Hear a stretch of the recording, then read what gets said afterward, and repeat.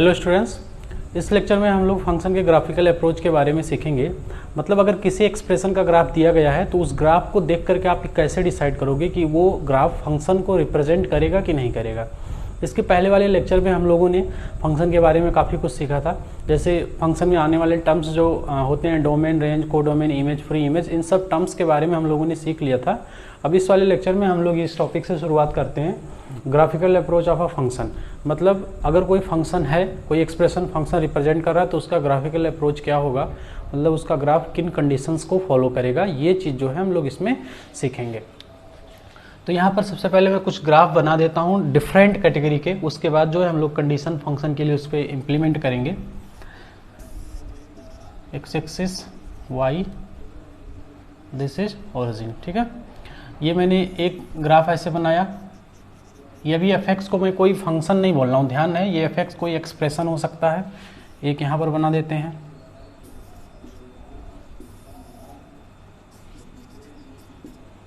X axis y axis and this is origin. एक और हम लोग ले लेते हैं, एक्स एक्सिस वाई एक्सिस। ये जितनी पॉसिबल कैटेगरी के ग्राफ हो सकते हैं सब मैं बता दे रहा हूँ यहाँ पर, जिससे हम लोग डेफिनेशन में कोई कंफ्यूजन ना रहे।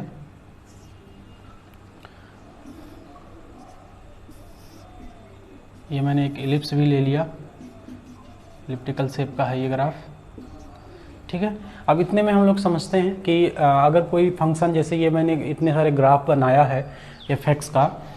अब अगर ये एफ एक्स जो एक्सप्रेशन, अगर हम लोग इसको बोले, अगर ये फंक्शन रिप्रेजेंट कर रहा होगा तो क्या मेन कंडीशन होनी चाहिए। तो इसमें आपको एक लाइन सिंपल सा याद रखना है कि कोई भी ग्राफ अगर फंक्शन को रिप्रेजेंट करेगा तो उसको पहचानने का एक सिंगल सा तरीका होता है कि अगर आप एक्स एक्सिस वाई एक्सिस के पैरेलल या फिर बोले एक्स एक्सिस के परपेंडिकुलर कोई लाइन आप ड्रॉ करते हो कहीं भी, मतलब ये लाइन जो है वाई एक्सिस के पैरेलल लाइन आप ड्रॉ करने के लिए एकदम फ्री हो, आप कहीं भी ड्रॉ करो। अगर वो ग्राफ को, जो ग्राफ दिया गया जिसके फंक्शन होने का जांच हम लोगों को करना है, अगर वो ग्राफ को दो जगह या दो से अधिक जगह, ठीक है, इंटरसेक्ट करेगा तो डेफिनेटली वो फंक्शन को रिप्रेजेंट नहीं करेगा। अभी इसका रीजन भी हम बताते हैं। बहरहाल आपको अभी इतना ही समझना है कि a line which is parallel to x axis if a line which is parallel to y axis if intersect the graph more than 2 points, 2 or more than 2 points, then expression will not represent graph, ठीक है। तो इसकी अगर हम लोग बात करें तो यहाँ पर मैंने एक y एक्सिस के पैरेलल लाइन दिया तो सिंगल जगह काटा, 3-4 जगह हम लोग अगर ड्रॉ करके देख लें तो ये सिंगल जगह ही इंटरसेक्ट कर रहा है। तो इसका मतलब क्या हुआ, ये ग्राफ फंक्शन रिप्रेजेंट करेगा, ये पहला वाला, ठीक है। इसकी बात करें, ये देखिए यहाँ पर दो जगह इंटरसेक्ट कर दिया, तो यही चीज़ बताया जा रहा था कि अगर वाई एक्सिस के पैरेलल लाइन ग्राफ को दो जगह इंटरसेक्ट कर देती, एक से अधिक, मतलब कितनी बार भी एक से अधिक अगर इंटरसेक्ट करती है तो वो फंक्शन रिप्रेजेंट नहीं करेगा, नॉट अ फंक्शन, ठीक है। थर्ड की बात कर लेते हैं, ये सर्किल का शेप का दिख रहा है, सर्किल है। अगर हम लोग इस पर एक वाई एक्सिस के पैरेलल लाइन ड्रॉ करें तो दो जगह इंटरसेक्ट कर रहा है, बाकी हम लोग एक ही जगह, अगर ये कंडीशन सिंगल सा पॉइंट अगर हम लोगों को ऐसा मिल जाता है कहीं जो इस कंडीशन को फुलफिल कर रहा है, मतलब more than one intersection point मिल जा रहा है, तो वो ग्राफ फंक्शन नहीं बनाएगा। बाकी आपका मन करे तो और जगह भी आप चेक कर सकते हैं। तो देखिए दो पॉइंट आ जा रहे हैं किसी एक पर्टिकुलर एक्स के लिए, अगर मान लेते हैं एक्स इक्वल टू x1 तो दो पॉइंट आ जा रहे हैं, ठीक है। तो ये भी जो है फंक्शन को रिप्रेजेंट नहीं करेगा, नॉट अ फंक्शन।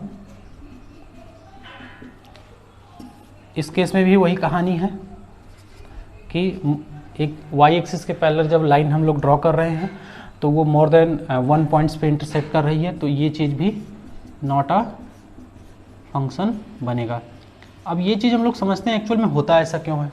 ऐसा इस नाते होता है, जैसे मान लेते हैं हमारे पास यही ग्राफ था, ठीक है।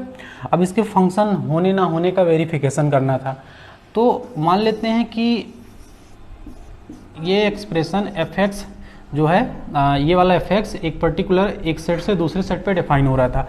अब इस पे जो हमने ये लाइन लिया है, इसका एक क्वेश्चन मान लेते हैं हमारे पास था x इक्वल टू x1, ठीक है। वाई एक्सिस के पैरेलल कोई भी लाइन होगी तो उसका ग्राफ जो है, मतलब उसका equation x equal to anything करके आएगा, माइनस का 1 माइनस का 2 कुछ भी करके, बस एक वेरिएबल हम यहाँ ले लेते हैं। तो आप जरा बताइए इस पॉइंट का कोऑर्डिनेट कितना आ जाएगा, ये x1 एफ x1 आएगा, और इस पॉइंट का कोऑर्डिनेट आ जाएगा x1 f(x2). मतलब क्या हुआ कि इस फंक्शन, अगर ये फंक्शन होता, अभी हम लोग इसको ग्राफ मान के चले, क्योंकि इस ग्राफ में हमने x1 इनपुट डाला तो यहाँ से हमको 2 आउटपुट मिल जा रहा है। और ये फंक्शन का मैंने जो सेकंड कंडीशन पार्ट 1 में बताया था कि there should be unique image of every input, मतलब जो इनपुट होते हैं उनका यूनिक इमेज होना चाहिए, इकलौता इमेज होना चाहिए। और यहाँ पर यही चीज़ गड़बड़ हो रहा है कि एक इनपुट हम लोग जब उसमें इस एक्सप्रेशन में x की जगह पर रख रहे हैं तो 2 आउटपुट हमको मिल जा रहा है, और ये फंक्शन के कंडीशन को सेटिस्फाई नहीं करता है। तो हम लोगों ने इसमें क्या सीखा कि कौन से ग्राफ फंक्शन को रिप्रेजेंट करेंगे, वही ग्राफ फंक्शन को रिप्रेजेंट करेंगे जिनके लिए अगर y एक्सिस के पैरेलल कोई लाइन ड्रॉ करते हैं और वो लाइन उनको केवल सिंगल पॉइंट पे इंटरसेक्ट करती है, वही ग्राफ केवल फंक्शन को रिप्रेजेंट करते हैं। ये हमने कंडीशन यहाँ पर लिख दिया है कि if any line parallel to y axis intersect the graph at only one point then graph represent function otherwise not. मतलब यहाँ पर एक चीज़ आपको बस यही ध्यान रखना, ये चीज़ जो चीज़ मैंने समझाया उसी चीज़ को मैंने यहाँ लिखा भी है कि अगर सिंगल पॉइंट पर y एक्सिस के पैरेलल लाइन उस ग्राफ को इंटरसेक्ट करती है तो वो फंक्शन को रिप्रेजेंट करेगी। अदरवाइज इसके अलावा जो भी केसेस बनेंगे, मोर देन 1 पॉइंट, 2, 3, 4, 5, 6 पॉइंट, कितने भी पॉइंट पे इंटरसेक्ट करे, वो ग्राफ को कभी भी वो ग्राफ कभी भी फंक्शन को रिप्रेजेंट नहीं करेगा। तो ये होता फंक्शन का ग्राफिकल अप्रोच कि अगर कोई भी एक्सप्रेशन फंक्शन रिप्रेजेंट कर रहा है तो y एक्सिस के पैरेलल जब लाइन ड्रॉ करेंगे तो वो उस ग्राफ को सिंगल पॉइंट पे ही इंटरसेक्ट करेगा। यही फंक्शन का मेन कंडीशन होता है। इसके बाद हम लोग नेक्स्ट देखते हैं रियल फंक्शन के बारे में, पढ़ते हैं कि रियल फंक्शन क्या होता है।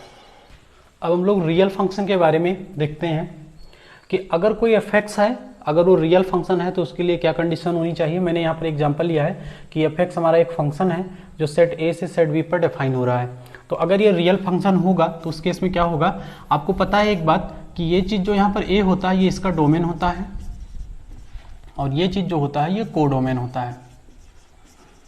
ठीक है, तो होगा क्या, if F x is real function, F x जो है अगर वो रियल फंक्शन होगा तो उस केस में उसका जो डोमेन होगा और कोडोमेन होगा वो रियल नंबर का सबसेट होगा। ठीक है, यही रियल फंक्शन होने का कंडीशंस होता है। जैसे domain must be subset of real number, domain must be subset of real number. तो इसका डोमेन यहाँ पर ए है तो ये रियल नंबर का सबसेट हो जाएगा, दैट इज आर। ये हो गई डोमेन की कंडीशन।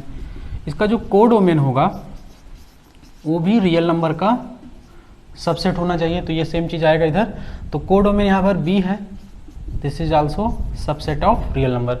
अब आपको एक चीज़ पता है कि जो रेंज होता है, सभी फंक्शन का जो रेंज होता है वो कोडोमेन का सबसेट होता है, और कोडोमेन यहाँ रियल नंबर का सबसेट हो रहा है। तो इस चीज़ में ये चीज़ जो है सेल्फ अंडरस्टूड है कि इस केस में जो रेंज आएगा फंक्शन का वो ऑटोमेटिक रियल नंबर का सबसेट हो जाएगा। एग्जाम्पल बताता हूँ आपको। मान लेते हैं हमारे पास ये एक फंक्शन है,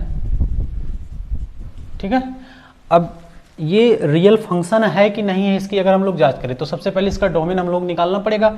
अब इसका जो डोमेन आया अगर वो रियल नंबर का सबसेट मिल जाता है, ठीक है, तो फिर ये रियल फंक्शन बन जाएगा। और कोडोमेन यूजुअली जो इस तरह के फंक्शन होते हैं उनका कोडोमेन हम लोग रियल नंबर मान के ही चलते हैं, उसमें कोई दिक्कत नहीं होता है। तो जब कोई रेशनल फंक्शन आता है, ये सब चीज़ वैसे हम लोग आगे पढ़ेंगे कि जब कोई रेशनल फंक्शन आता है और उसका हम लोग डोमेन निकालते हैं तो डिनोमिनेटर को हमेशा जो है 0 होने से बचाते हैं। मतलब ऐसे x को हम लोग रियल नंबर में से सब्ट्रैक्ट कर देते हैं जो उसके डिनोमिनेटर को 0 बनाते हैं। तो डिनोमिनेटर नॉट इक्वल टू 0, तो यहाँ से जो इसका फैक्टर करेंगे ये 2 वैल्यू आएगा, तो x can not be equal to 1 R2।